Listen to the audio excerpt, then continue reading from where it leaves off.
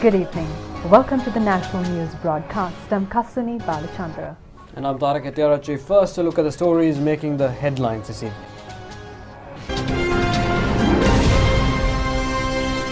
President informs the non-aligned summit that Sri Lanka would extend its fullest support for multilateral initiatives in combating and overcoming COVID-19 pandemic.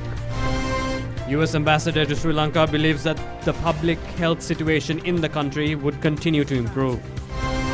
Ninth COVID-19 related death was reported in the country. The record for the most daily recoveries was reported today. Pension payment for the month of May commences. The second phase of the 5,000 rupees allowance to commence from next week. New houses for 40,000 shanty dwellers in Colombo. For those stories and more, President Gotabaya Rajapaksa emphasizes that Sri Lanka would pledge its support for the multilateral initiatives taken to combat and overcome the COVID-19 pandemic. President made these remarks while addressing the online special summit of the non-aligned movement under the United Against COVID-19 last evening. The special online summit of the heads of state and government of non-aligned member states was convened at the initiative of the President of Azerbaijan, Ilham Aliyev, as the current chair of the movement. The summit was convened to discuss on the identified measures for the enhanced cooperation amongst non-aligned member states in their common fight against COVID-19. Now I give the floor to Mr. UN Chief Antonio Guterres and Director General of the World Health Organization, Dr. Tedros Ghebreyesus, also took part in the summit. Delivering the 17th address to the summit, this president said that Sri Lanka firmly believes that the summit would serve as an important platform for the non-aligned member states to support collective global action in combating this deadly virus and sharing practices and lessons learnt. Sri Lanka firmly believes that this summit will serve as an important platform for the NAM member states to support collective global action in combating this deadly virus and sharing best practices and lessons learned. I extend my deepest condolences to all those who have lost loved ones during the pandemic and express deep appreciation to the frontline healthcare and essential workers, both in Sri Lanka and globally, for their dedication and selfless commitment. Sri Lanka remains deeply concerned by the unprecedented consequences arising from this pandemic to all our countries and peoples, including its catastrophic health impact, accompanying humanitarian crises, devastation of economies, and social and psychological tensions, among others. Sri Lanka, therefore, is pleased to endorse the declaration of this summit. Sri Lanka recognizes the timely initiative to establish a NAM task force to compile a database of basic humanitarian and medical needs of the member states to sensitize donors on urgent requirements. We commend the COVID-19 Global Humanitarian Response Plan and the establishment of the United Nations COVID-19 Response and Recovery Fund. Sri Lanka also supports the endeavors of the WHO, which has been playing a vital role in shaping the global response to the pandemic. Sri Lanka has been successfully containing and controlling the COVID-19 threat. Out of the total PCR tests conducted so far, only 3% has been confirmed as infected. The death rate is at a very low level of 0.97%. In early February, my government established a task force comprising key health personnel, high-ranking military personnel, and administrators to monitor the spread of the pandemic and also to take required measures to combat the spread of the virus. The first COVID-19 Sri Lankan patient was identified on March 11. Initially, patients were Sri Lankans who came from several countries. Since then, 717 infected persons have been detected, 183 persons have been cured and discharged, while 527 persons are being treated as active cases. Most of these persons were asymptomatic. We adopted a few special and unique measures: establishment of quarantine centers managed by the armed forces, and the deployment of the state intelligence services, the police, and the public health inspectors to do contact tracing.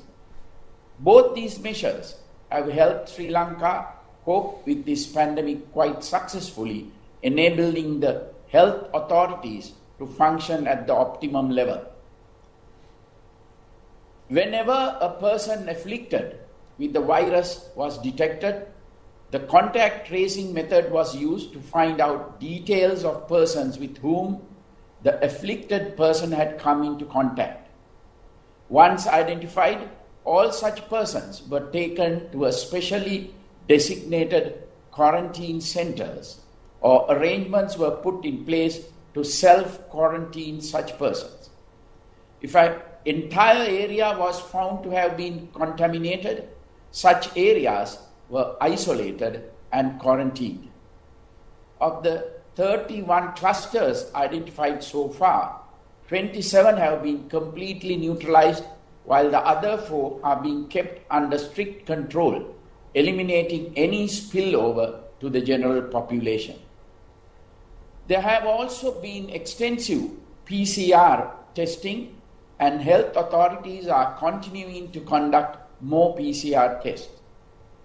Given an excellent free healthcare system, which includes a well-established preventive mechanism placed throughout the country, Sri Lanka has been able to contain the spread of this deadly virus utilizing the public health processes. In order to assist the health authorities and other services deployed to combat the spread of the COVID-19 virus, my government declared a curfew from March 18 throughout the island and restricted movement of people. With work coming to a standstill, Sri Lanka has taken a series of measures. Prime Minister Mahinda Rajapaksa and US Ambassador to Sri Lanka Elena B. Teplitz was held at the Prime Minister's official residence in Vijayarama Road in Colombo today. Both Prime Minister Mahinda Rajapaksa and US Ambassador to Sri Lanka Elena B. Teplitz directed attention on a host of issues, including the fight against the coronavirus pandemic, post-COVID-19 economic challenges, and ongoing collaborations. Speaking on the COVID-19 situation in the country, US Ambassador Teplitz said they are hopeful that the public health situation would continue to improve on a gradual basis. She further said that the USA expects to remain a steadfast partner of Sri Lanka.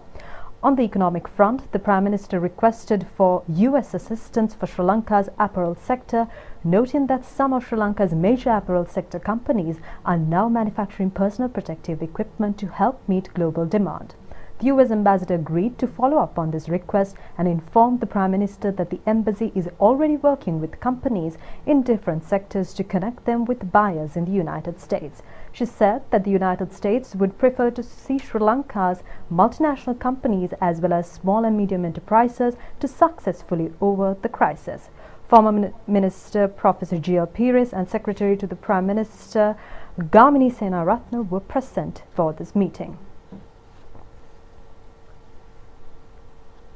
The 9th COVID-19 related death in the country was reported today.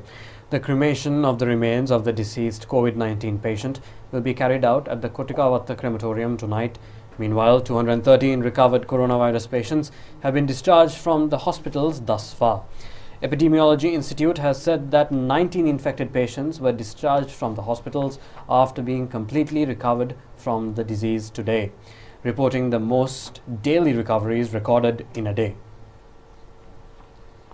The deceased patient is a 52-year-old resident from Colombo 15. Following her admission to Colombo General Hospital due to an ailment yesterday, she was diagnosed as a COVID-19 infected patient. She was then transferred to IDH. She died today while receiving treatments at the ICU.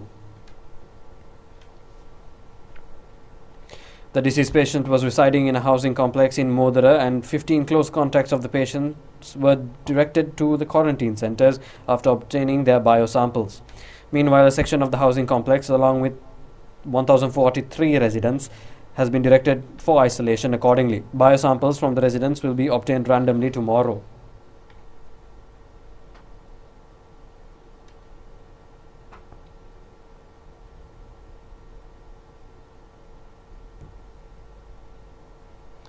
Meanwhile, 9 COVID-19 infected patients were recorded today. The patients are from Kolonava, Colombo 15, Rajagiriya, and Kandakadu Quarantine Centre, and 4 security forces personnel.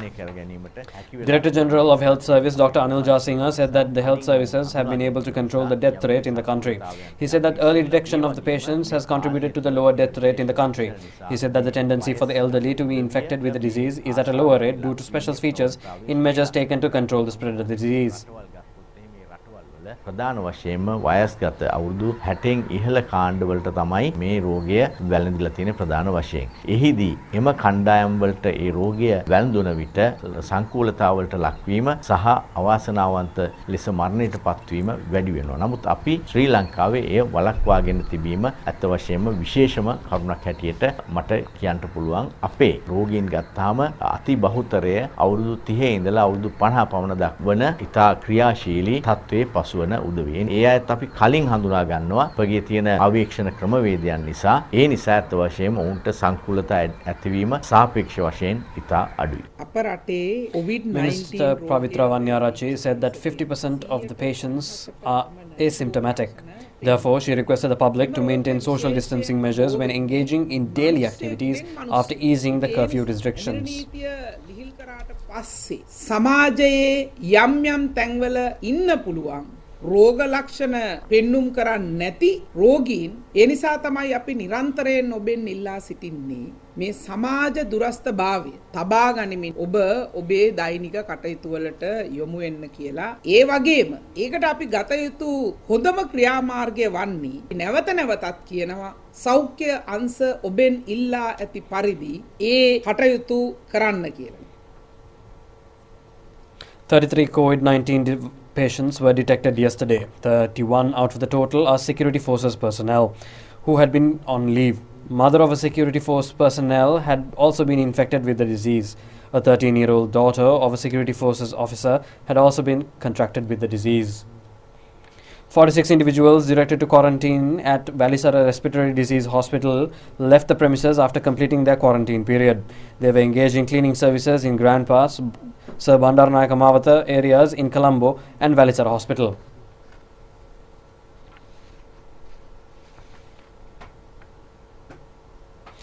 Meanwhile, 39 individuals directed for the quarantine process at Boosa and Olwil Naval Quarantine Centres left for the premises after completing their quarantine period. Another 49 individuals are currently quarantining at the Olwil Naval Quarantine Centre, while 66 are at the Boosa Quarantine Centre.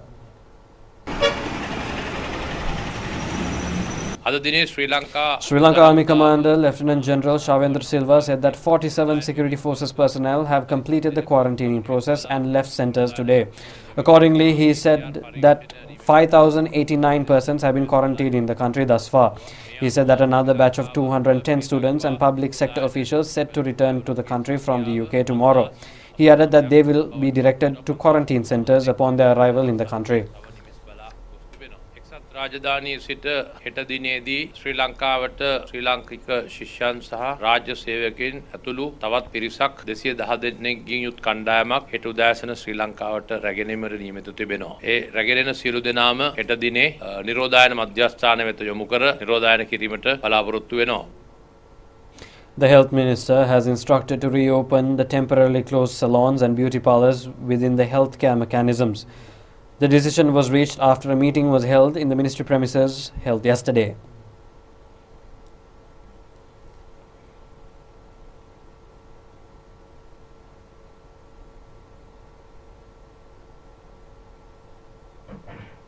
29 close contacts of a COVID-19 patient detected from Bandaranaikapura area in Rajagiri have been directed to quarantine centers today.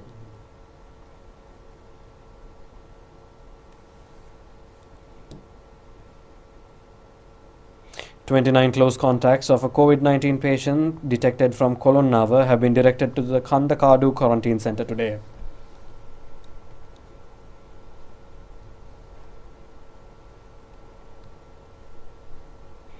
The isolated village Bulankumula Pahalagama village has returned to normalcy from today onwards.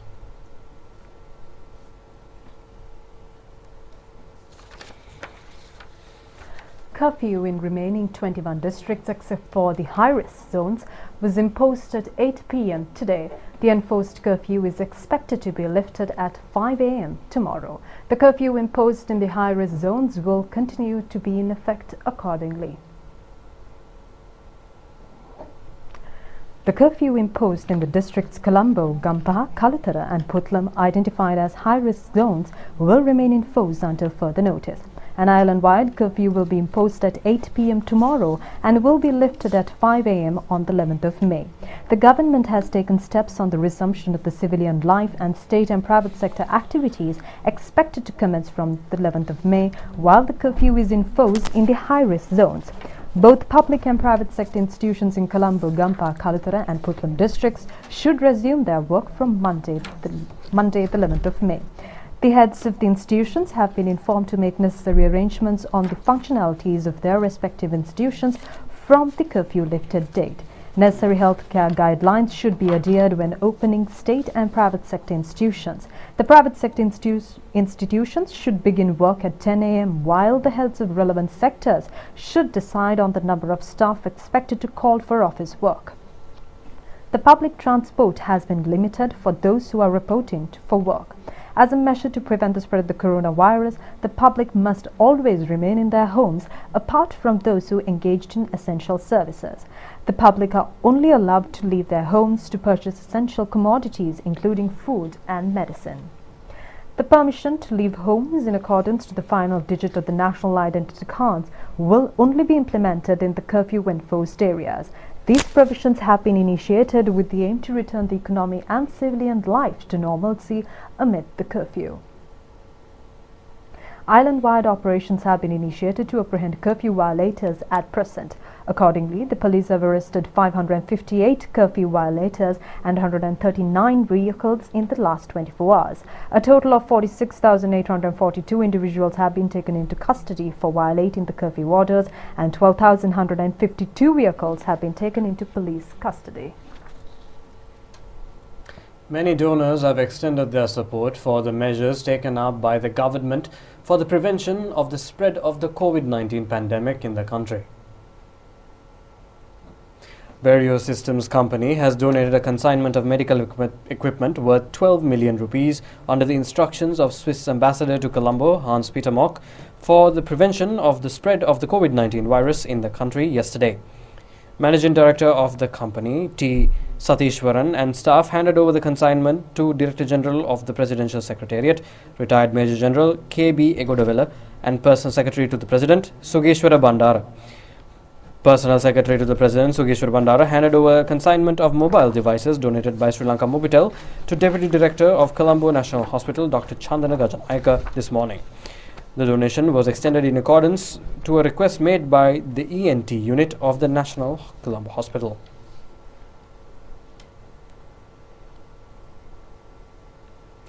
The plans to return the daily lives of the civilians and functionalities of the institutions to normalcy were vastly reviewed by President Gotabaya Rajapaksa. The functionalities of the institutions in Colombo, Kalathara, Gampaha and Putlam districts expected to return to normalcy from the 11th of May. The President said that steps should be taken to commence all public and private sector services in accordance to the recommendations made by the Health Ministry and the government. The President made these remarks during a meeting held at the Presidential Secretariat this evening with provincial governors and secretaries of the Cabinet ministries. The President informed to submit the detailed plans of the functionalities and operations of the state institutions to the health authorities. The President also emphasized the importance of maintaining the public transportation within the instructions of the health authorities. The attention was directed on the ability to plan the arrangement of transportation for relevant staff of each institution with the relevant institutional welfare societies. The decision on the number of employees to maintain the institutions should be carried out without incurring any hindrances to the services. The shifts of the staff should be allocated in accordance to the institutional structures. The reporting time to work should not be taken as a directive but should be flexible in accordance to the needs of the institutions. Certain institutions have rendered services in an expanded capacity through the work from home initiative. President Gotabaya Rajapaksa instructed ministry secretaries to continue this initiative using emails and SMS to obtain information, to make necessary responses and to legalize these measures. Discussions were held over the future proceedings of the National Identity Cards, air tickets and the Department of Motor Traffic. A decision was reached to inquire into the ability to open selected schools in rural areas in accordance to the recommendations of the provincial zone directors. A special attention should be directed on the water supply, sanitary facilities and issues related to healthcare during these initiatives. Prime Minister Mahinda Rajapaksa, head of the Presidential Task Force, Basil Rajapaksa were present at this meeting.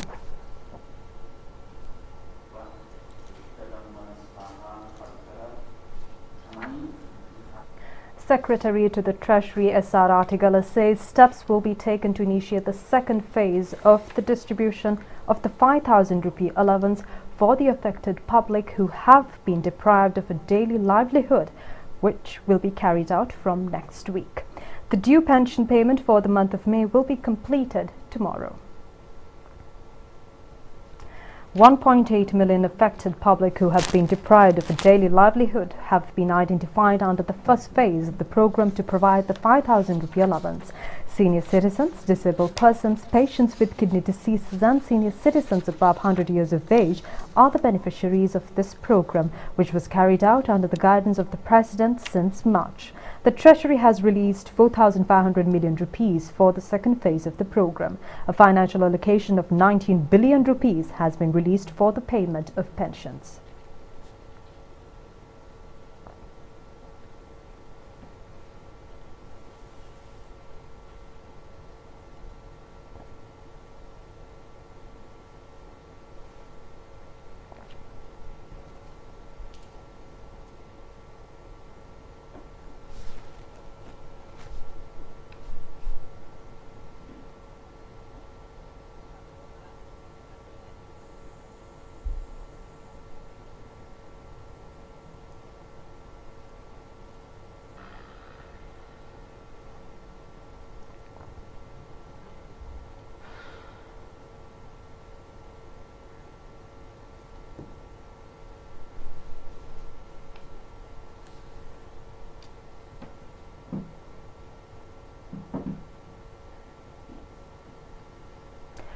Sri Lanka Army Commander Lieutenant General Shavindra Silva said that the Sri Lanka Army has made transportation arrangements for pensioners to travel to banks and post offices. A special discussion between Prime Minister Mahinda Rajapaksa and the Tamil National Alliance was held last evening. The meeting was convened to discuss the proposal handed over by the TNA during the meeting held between the Prime Minister and the former parliamentarians yesterday. Both the parties met at the official residence of the Prime Minister in Vijayarama Road.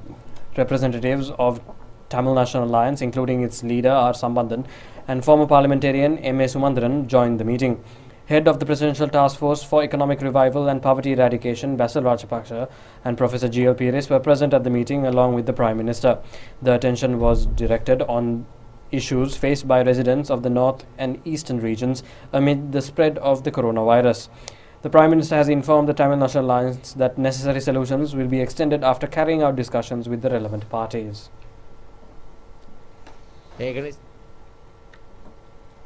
The program to provide new housing facilities for 40,000 shanty dwellers in the Colombo city was initiated today. This program has been carried out under the instructions of the President and the Prime Minister. Each housing unit will be consisted of a total of 550 square feet. The housing project will be constructed at a cost of 5,950 million rupees with the financial assistance of the Asian Infrastructure and Development Bank, and the project is expected to be completed in 3 years. The construction of the project will be carried out under the supervision of the Urban Development Authority. The housing project for 60,000 shanty dwellers was initiated during the period when President Gotabaya Rajapaksa was the Secretary to the Ministry of the Defence and Urban Development Authority. Only 20,000 houses were built during this period, and the construction of another 3,000 houses were already in process. However, during the past years, the housing project was carried out in a weakened condition. Accordingly, Urban Development Authority has decided to build 40,000 new housing complexes covering several areas including Colombo Central, Colombo North, Borella and Dematagoda. Consequently, the construction of a housing complex consisting of 1,000 houses was initiated today in the vicinities of Sirivao Bandaranaike Mawatha, Eldasinghe Mawatha and Sirimuthu Uyana in Stadium Gama in Colombo 14.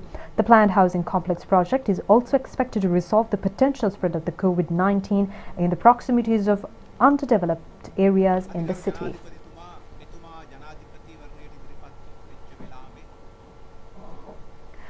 Director General of the Civil Aviation Services, Captain Themia Abe Vikrama, says that the COVID-19 prevention program in the Bandar Naik International Airport has been initiated in accordance to international standards. He made these remarks during an observational tour at the airport premises. The Director General said that steps have been taken within the international healthcare standards introduced through the International Civil Aviation Organization to prevent the entry and exit of the COVID-19 virus from the passengers and for the safety of the airport staff. He praised the leadership and flexibility shown by the management of the Bandar Naik Airport, including Chairman of Airport and Aviation Services Sri Lanka Limited, retired Major General G.A. Chandrasiri, on this program. Chairman of the Civil Aviation Authority Upul Dharmadasa also extended the appreciation of the authority on the commitment and dedication shown by all relevant entities of the airline and the staff of the airport amid the COVID-19 pandemic situation.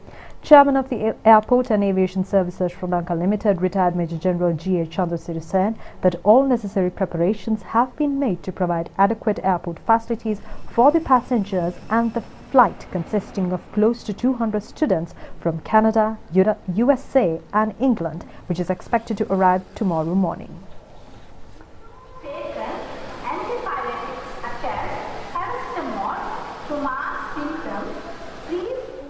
Why we came here today is to inspect Bandar Naik International Airport, because the government has decided to open the airport in a certain manner where they can first bring the repatriation passengers and even the other passengers later. So to do this, there are certain regulations they have to follow, especially the airport and the airline. The airline, we have already given the instructions to the airline, and we wanted to do an inspection from Civil Aviation Authority with my inspectors here and the doctor concerned, and to see whether it is complying with the international standards. When we talk about the international standards, we are talking about ICAO, International Civil Aviation Organization, which is where Sri Lanka is a member. So there are 196 countries. Out of that 196 countries, there are 193 countries which are members of the ICAO. So the good news is, I can without a fear say that Bandar Naik International Airport and also Mattala, where a aircraft landed yesterday with some sailors on board for a transit, are maintaining a very high standard, which are complying with ICAO. So I must thank the Airport Aviation Chairman, Major General G. Chandrasiri, and his team for maintaining the airport at a very high standard, even with the difficulties what we have today. Minister Dallas Alaparama says that the proposed new sports university will be initiated within this year. He made these remarks while engaging in an observation tour in property allocated for the proposed new university today. Minister Dr. Bandula Gunawardena also took part in the observation tour. The new university is expected to be built in a 126-acre land plot close to the Diagama Stadiums in Homagama. A 10-member committee comprised of all relevant fields has been appointed on this regard. Mr. Dallas Alaparama said that basic recommendations necessary for the sports university have been submitted by the committee. Meanwhile, the minister also said that a decision is yet to be reached over the opening of schools across the country on the 1st of June. Vesak full moon Poya Day will dawn in a few days. This year's theme of the Vesak festival is Arogya Parama Labha Santutti Paramandanan, which highlights health is the greatest wealth and profit. Amid the present health crisis, devotees can be observed preparing to commemorate the Vesak festival adhering to necessary guidelines issued by health authorities.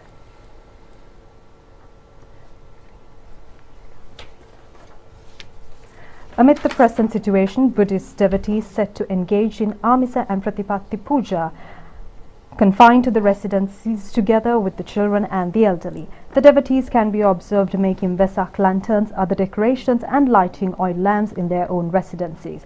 Also, people in curfew-lifted areas have visited nearby towns to purchase Vesak decorations. In parallel to the state Vesak festival, several Vesak programs will be held at the temple trees tomorrow. These programs will be telecast live on the national television. During the program, Department of Postal Services set to issue 4 stamps depicting Buddhist and cultural values under the patronage of Prime Minister Mahinda Rajapaksa. In parallel to the state Vesak festival, the national television will telecast the Sadharma Varsha live program from Jayavardhana Rama Raja Mahavihare in Ulabudua. President Gotabaya Rajapaksa requested the Mahasangha at the recently held special Mahasangha Sabha meeting to chant Jwara Pirita in all the temples across the country to invoke blessings for citizens who have been affected by the COVID-19 pandemic. Accordingly, the chanting of Pirit will be carried out from 5 to 5:30 p.m. tomorrow in the country. That's all the news we have for you tonight. The national news broadcast will return tomorrow, and until then, a very good night to you all. Good night.